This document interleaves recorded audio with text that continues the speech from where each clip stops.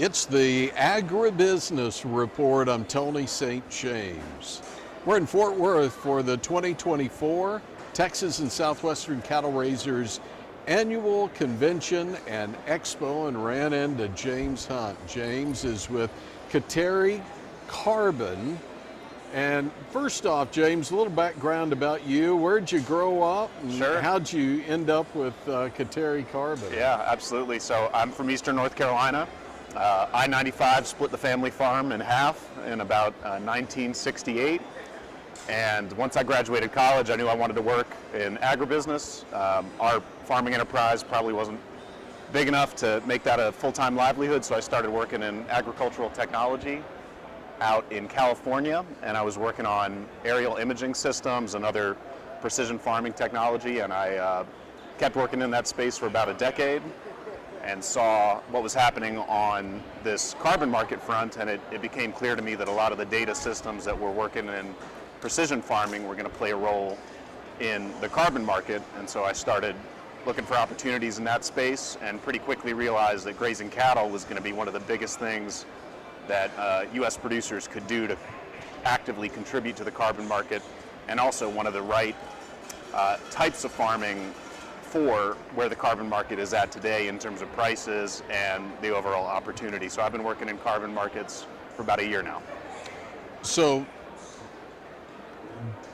we'll have people all across the spectrum when we start talking about carbon and carbon markets. There'll be some who are completely bought in. There'll be others who say, no, this is just a fad. Where is it on that spectrum? Is it here to stay? I think it is finally here to stay, and the reason for that is we're in this country very market driven, and we try to let, as a matter of policy, markets lead the conversation in terms of what the best route forward is to produce a certain good. And so when we think about carbon markets in that context, there have been attempts to set these up before, and they were more focused on heavy-handed regulation, and what's happened today is that the private sector, and in particular these big companies that are very carbon intensive, so energy, utilities, some of the technology companies that use a lot of energy and also do a lot of analytics to find more energy in underground reserves and elsewhere, they are working together to try to set up a new market mechanism. And so really they're our customer at Kateri Carbon, and we partner with producers to provide them what they need in this carbon market space. I think what we do that might be a little bit different than some of the carbon programs out there is we're focused on what's called natural climate solutions, which is to say soil carbon. And in that space, we really view the carbon as a proxy measure for soil health, holding water, holding nutrients in place, and just allowing for ecology to perform at a higher level. And that's a big part of what these companies are paying for when they come to us to buy these carbon credits.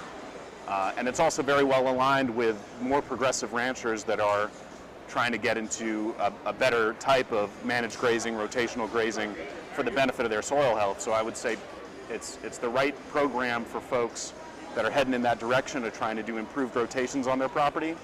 Right now, the carbon prices are probably a little lower than they might be in the future, so there might be some reasons for certain producers to wait to get in, but for a lot of folks that are looking for investment and a new revenue stream to try to get into better managed grazing, it's a very good time to get involved, and the technology is in place to help make the claims credible and persistent, as well as the legal structure of this new market-driven innovation designed to couple folks that are great at growing really good forage with the capacity to measure the carbon that results from growing that good forage.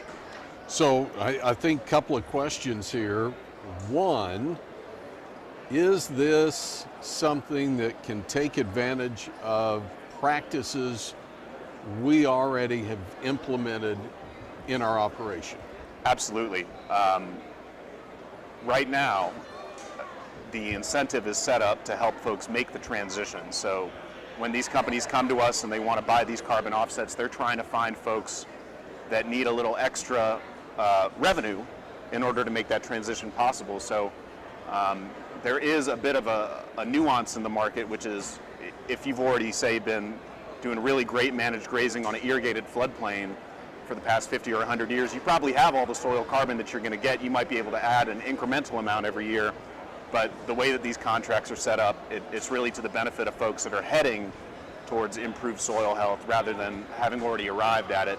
And that can be a little bit disappointing, but the benefit is designed to try to facilitate a change where production is not able to get there with private capital and existing practices.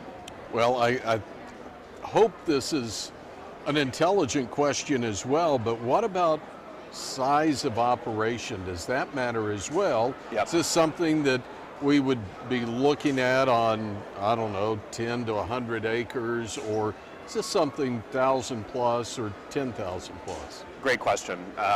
It's on the larger side right now. I actually started out doing this work on smaller acreage projects tied to silvopasture, and we found pretty quickly that the carbon payout was not sufficient to lock folks up in this private market easement that we're structuring, usually about a 30-year agreement. So larger acreage is where this makes the most economic sense. I would say north of 2,000 acres at this point. And the reason for that is there is a pretty substantial cost to do the verification of the carbon outcomes. We have to go out and do physical soil samples, which can be, up to 75 cents an acre. So we have to have a large enough property right now with a high enough potential for carbon. We're always kind of looking for the right balance in terms of size and capacity to improve soil health. So right now that puts us on larger properties that are a little bit drier, a little bit further west. But as the carbon market continues to evolve, I think we'll be able to see smaller properties get incorporated, and of course,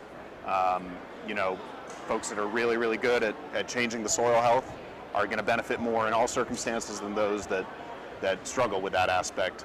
So operator capacity matters a great deal too. Now, you've kind of touched on this one, but I just wonder, when we step back, what's the landscape look like for the industry? What do we see coming? Kind of a general overview, if you will.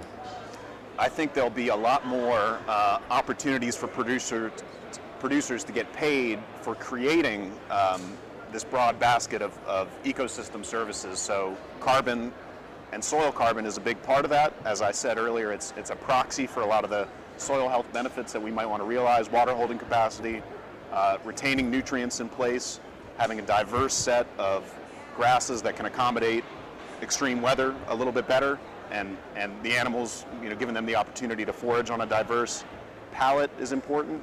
But I think over time producers will be able to get rewarded more discreetly for a broad basket of again, ecosystem services that they might be able to create. It's just that we're very well positioned to credit carbon in particular today, although in the future it might extend to water quality, biodiversity credits. There's a great deal of private and state programs that already try to support wildlife and other types of development. And as the technology gets better at cost effectively measuring these types of things, producers will be able to get paid for more and more. There is a lot of complexity in putting all these pieces together, but I like to say it's kind of like doing your taxes.